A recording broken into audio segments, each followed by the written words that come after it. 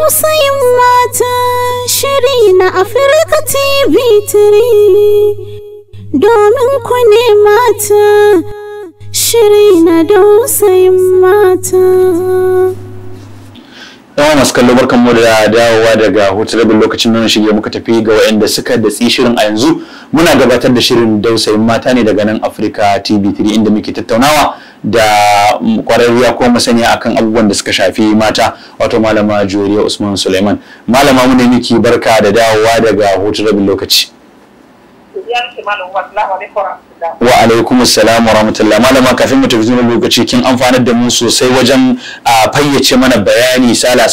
akan wannan matsala da muke tattaunawa da ita, wato matsalar fyaɗe, wadda muka ji watan cikin abubuwan da kuka nazarci cewa suke kawo wannan abun akwai tsaface akwai kuma kalle na batsa, haka kuma rike wayoyi, manyan wayoyi, da kuma wato abinda mutane suke tunkaho da shi da sunan yanci, da kuma yin sakaci da doka, haka kuma kauce ma hanyar Allah, haka kuma wato sakaci na iyaye ta hanyar yadda suke barin 'ya'yansu a hannun da bai kamata a bari ba, da kuma mutuwar aure cikin abin da malama ta kira, wanda Allah idan mace ta danyi gajen haƙuri ta tafi ta bar 'ya'yan, yaro ba zai ma yaro tarbiya ba in ba dacewa aka yi ba da mai hankali, in yayin ya zama mai hankali. Malama, mun ji waɗannan matsaloli sannan harkin fara ba da shawarwari akan yadda za a yi a magance waɗannan abubuwa. Bismillah malama. Alaikum. Na farko shawarar da zan bayar shi ya kamata a ɗau doka. Na farko a matsayin mu na musulmai muna da addini, muna da al'ada kamar yadda kai magana. Muna da kunya. Sallallahu alaihi wasallam yake da kunya da imani, yan uwan juna ne, duk wanda ya bar daya to zai ba shi da shi. Wannan kenan. Idan muka tattara ƴaƴan mu muka koya musu kunya da sanin kima da darajar cikin su, wata amana da Allah subhanahu wa ta'ala ya ba mu da cikin mu. Wai kuma suna koya wa ƴaƴan mu maza da mata. Abu na biyu shine a cikin gida da ya kamata ku koya wa yaro, don wani lokaci za ka samu iyaye za a yi yara maza da mata wanka a wuri daya. Lokaci na yaro zai rika ganin me yasa Allah ya halitta shi daban, ya halitta mace daban. Wani lokacin idan ya ga abin da ake katun, tunda da ka sani wannan katun da ka da ya za katun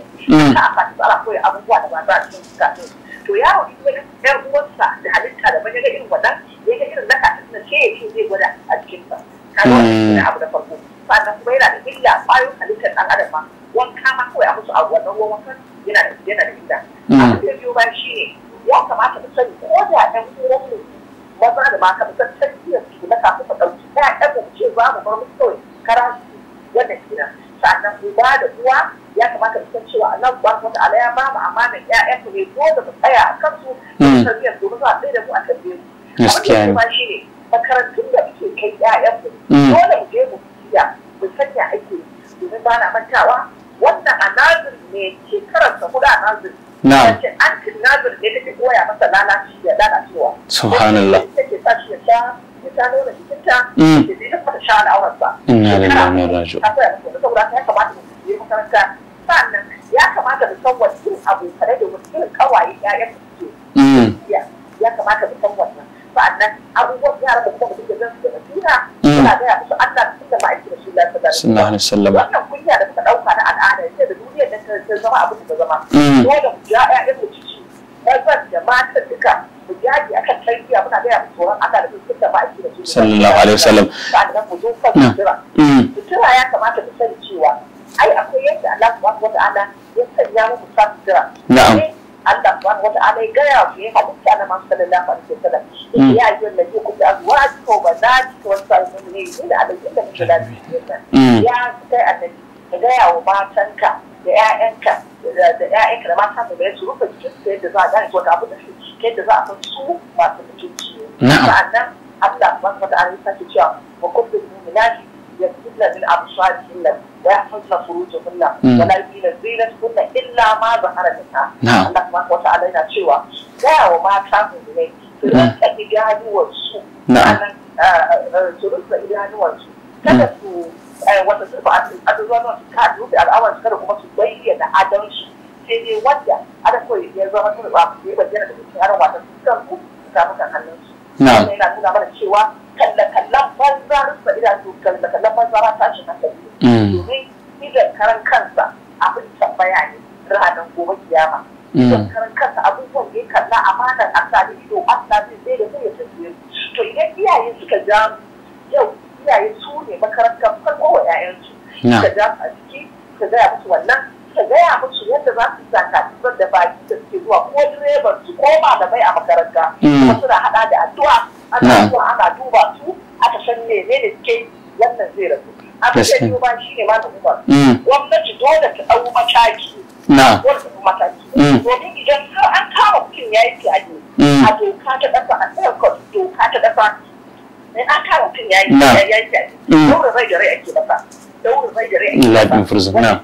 sa'annan kuma idan aka kama mutum ya yi kamar ruwa da mutum ya yi abin da kamar faduwa da ba ta hanyar da ake ba ba ta fara mace ba kenan kamar a ce da dabba ko da wani abu ana sa shi ana kai shi ne shi sa 14 sama ake kai shi zai wannan to kuma da jama'a in an kama mutum ya yi riwaya ana jefo shi da wani babu ya jefo shi da gawan shi ba ka asuwa da rike zai yi rubu zai waye irin wanda ba ta kai da mutum yana kan karewa to wannan ya kamata a ɗau ko fara mataki gaskiya ne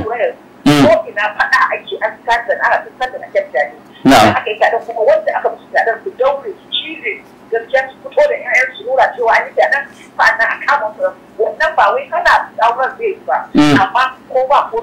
za su kare al'umma kuma za su samu dada idan ka zauna a gida misali da wani miji ko kadin miji ko wanka ko wani waye ya yi fyaɗe a gida aka ce za a rufa masa asiri ko ci gaba da yi kuma ba mu ce mace al'umma ba gaskiya ne zai zama mana illa amma idan an kai shi doka ta aiki akan shi wannan shi an magance shi kuma wani zai dauki izina daga abin da ya same shi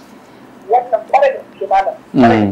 sannan mata ya kamata su sani malam annabi sallallahu alaihi wasallam ya ce mana duk macen da ta sa turare ta fita waje da shi wani namiji ya ji kanshin sa akwai abubuwan da muke rena kuma wallahi ba su ba ci akan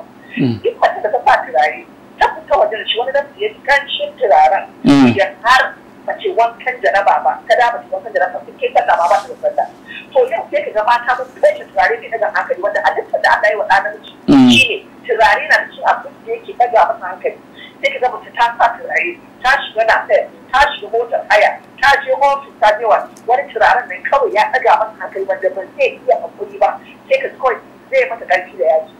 dan haka ya fi a girga wata za ka ganta banta da kamun kai ka ganta tafiya wani iri wata za ka same shi mace ne ko namiji ne masu kwaɗayin abu duniya ɗan ba za su nema aiki ne ba ba za su nema su rufa kansu asiri ba sai ka ga kwaɗayi yarinya ba a kai ta makaranta misali da gari abu da iyayen suke da shi su gobe sun sama mata kudin makaranta domin su zama su za su zama namijin ba an sama masa haka sai ka ga a'a ya zo an sa masa wannan alhajin ai ta ba ta kuɗi sani ba a shi ɗan suwaji ko kuma yarinya a dole ta saboda tsabara da kwaɗayi ka je ka gani ta ci kuɗi yau ta ci gobe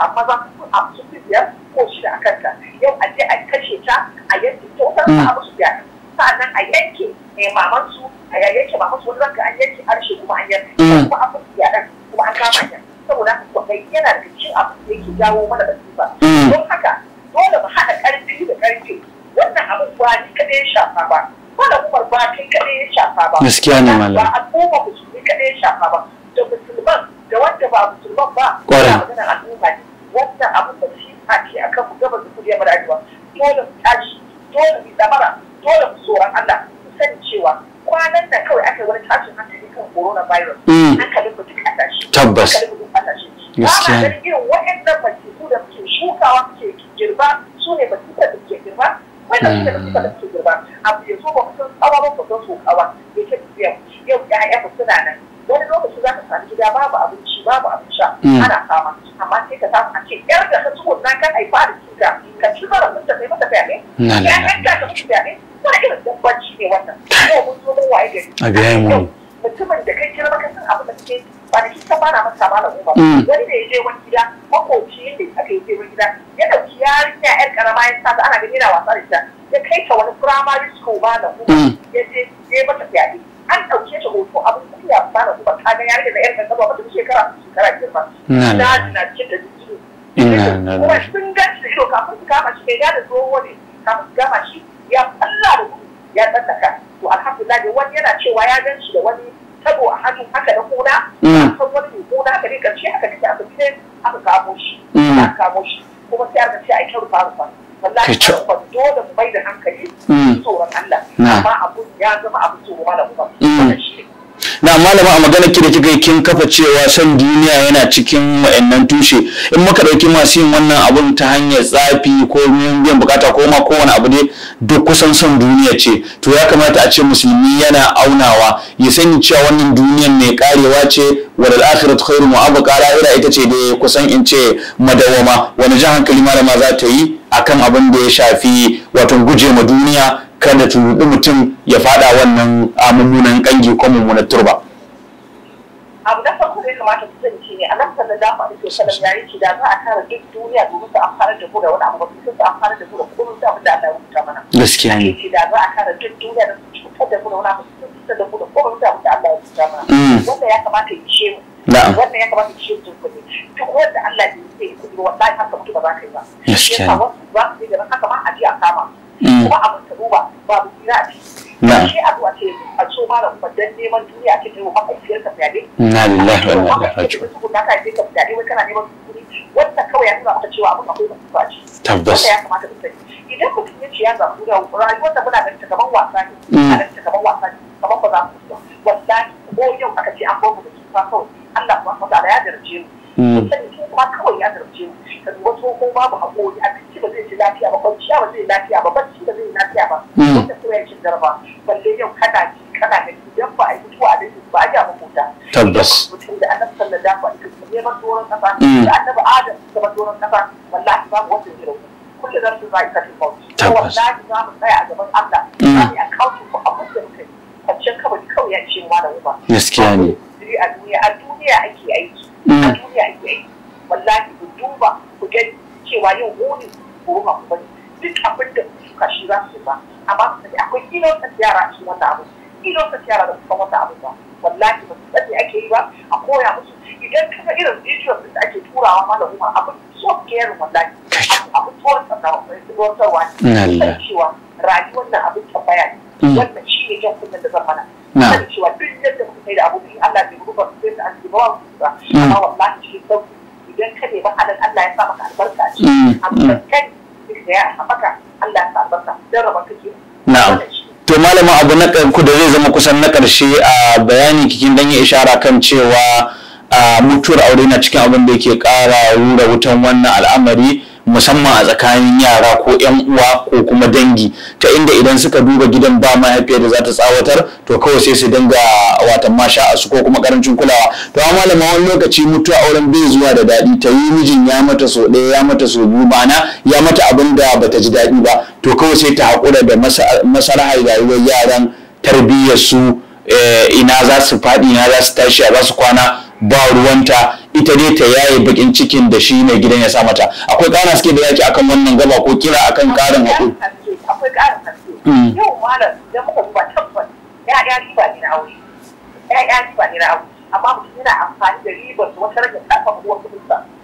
wannan shi ya'ya riba ne na aure amma kana amfani da su karfafa uwar kuɗi domin idan baka yi amfani da ribar da cewa uwar kuɗin ma lalacewa ba na'am shi da cikin alamari ya'yan da kuka ji Annabi sallallahu alaihi wasallam yi aure mu hayyafa zai alfahari da abin da muka hayyafa a cikin kiyama wani irin yara zai alfahari da su lalatattun ƴaƴa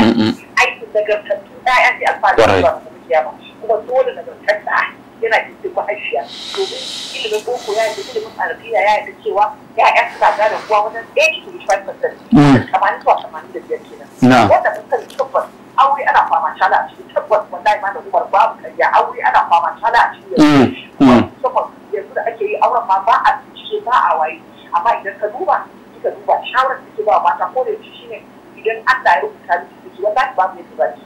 ba mu yadda zaki amma ne ku jure ku daure ku cije ku sani cewa idan muka hayyafa tarbiyyar da za mu ba wa ƴaƴan wallahi ba kowace mace ba ne za ta tsoron Allah ne ƴaƴan su tarbiyya haka wata kanta ta sani wata ma abinci ba za ta ba ƴaƴan su ba wata idan ka zo